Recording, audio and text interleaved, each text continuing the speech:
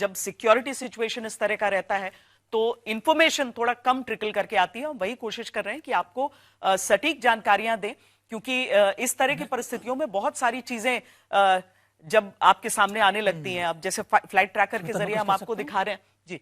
मैं देखिए, दो चीजें यहाँ पर जरूरी हैं जो इनसे पहले हमारे जो पैनलिस्ट हैं, उनका नाम मेरे को याद नहीं आ रहा है जी, एमित सूरतवाला साहब ने, और बहुत अहम बातें कही थी कि पहले तो जो ईरानियन डेलीगेशन आया है वो मुलाकात करेगा पाकिस्तान की तरफ से और अपनी शर्तें वहां पर रखेगा कि हमारे को बातचीत करने से पहले ये शर्तें मंजूर करनी होंगी, और जब शर्तें मंजूर हो जाएगी उसके बाद आफ्टरनून में वो अमेरिकन डेलीगेशन से बातचीत के लिए वहां पर वेन्यू में पहुंचेंगे। एक चीज मैं और कहूंगा इसमें, जैसे कि पहले संदीप ने कहा कि वो 5 कमेटियां बनाई हैं, अगर 5 कमेटी बनाई है, अगर अमेरिकन डेलीगेशन की बात करें हम, अमेरिकन डेलीगेशन में ऐसी कोई कमेटी नहीं है, इंटीग्रेटेड डेलीगेशन है, तो फॉर्मेट जो है वो मैच नहीं करता है कि 5 कमेटी इनकी तरफ से हो, वहां पर एक इंटीग्रेटेड डेलीगेशन हो।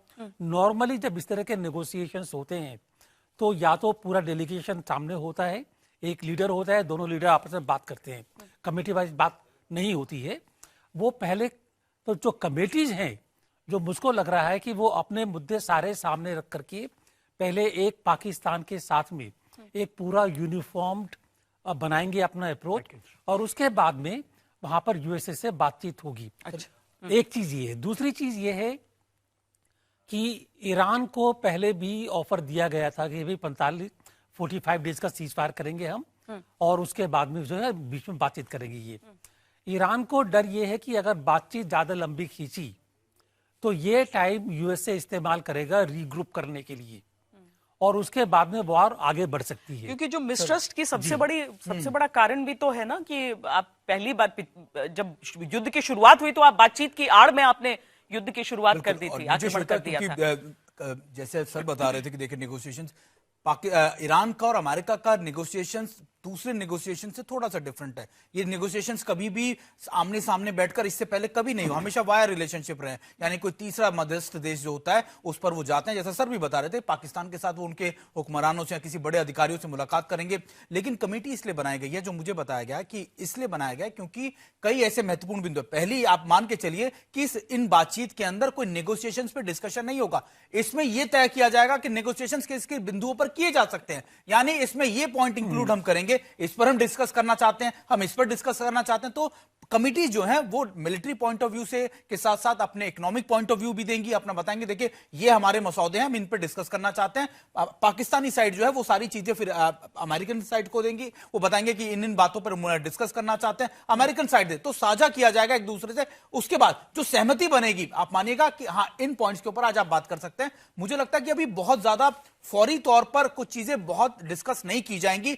अभी सिर्फ 15 दिनों के अंदर क्या चीजें की जा सकती हैं, कैसे 15 दिन के सीजफायर को आगे एक्सटेंड किया जा सकता है, इसके ऊपर बातचीत होगी। इसके अलावा जो मोटे इश्यूज हैं, यानी बड़े इश्यूज जो हैं, स्टेट ऑफ हॉर्मुज का हो, लेबनान का हो, मुझे लगता है कि उनके ऊपर सिर्फ सीजफायर वाला स्टैंड लिया जाएगा, इसके अलावा उन पर अभी कुछ नहीं किया जाएगा। जाहिर है ऐसे में ईरानियन डेलीगेशन का पहले पहुंच जाना बेहतर है।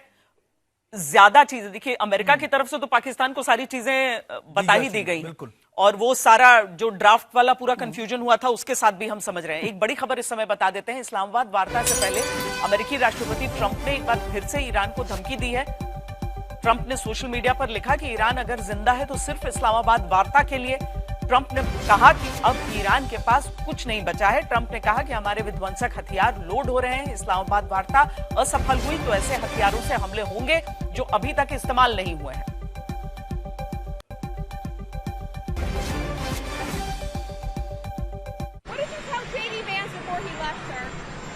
Well, I wish him luck. He's got a big thing. We'll find out what's going on.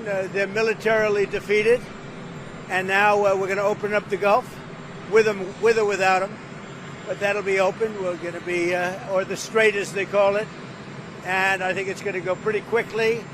And if it doesn't, we'll be able to finish it off one way or the other. It's going well. What would a good deal look like for you? No nuclear weapon, number one. You know, I think it's already been regime change, but we never had that as a criteria. No nuclear weapon. That's 99% of us. guy. Amit Surjewala जी, इस तरह की जो बातें जो Donald Trump इस बातचीत से पहले भी कर रहे हैं, ये मतलब नुकसान पहुंचाएंगी या फिर ईरान अब सीरियसली ही नहीं ले रहा है?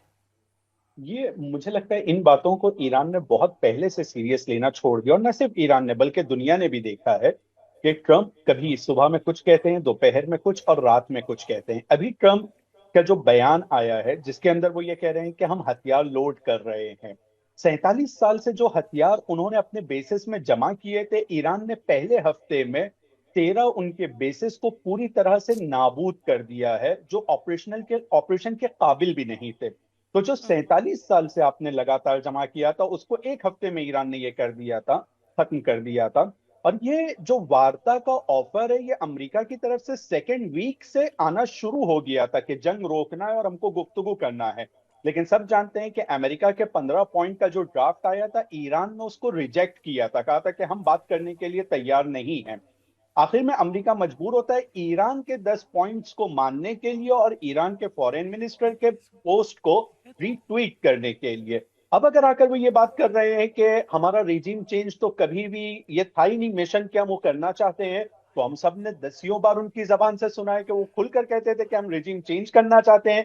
फिर कभी कहते हैं ईरान के नए प्रेसिडेंट के साथ उनकी बातचीत चल रही है, फिर कभी कहते हैं ईरान में किसी एक नए बंदे से मेरी बात चल रही है।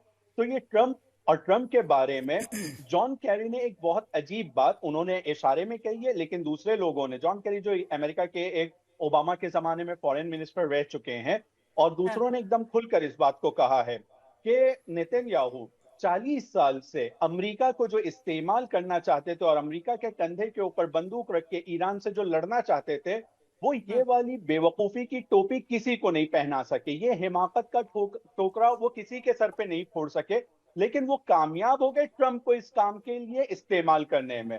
तो ट्रंप अब अपने फेस को बचाना चाहते हैं और उस बचाने के लिए इस तरह की वो बातें कर रहे हैं, लेकिन ईरान ये स्पष्ट कर रहा है पूरी दुनिया, अब देखिए जो पक्ष इसमें इन्वॉल्व हैं, उन दोनों की बातचीत कामयाब हो, ये पूरी दुनिया की प्रार्थना हो गई है इस समय, पूरी दुनिया की दुआ हो गई है, क्योंकि सब प्रभावित हो रहे हैं इस युद्ध से। ये युद्ध विराम पूर्ण विराम में तब्दील हो, इस उम्मीद के साथ पूरी दुनिया इस खबर को देख रही है।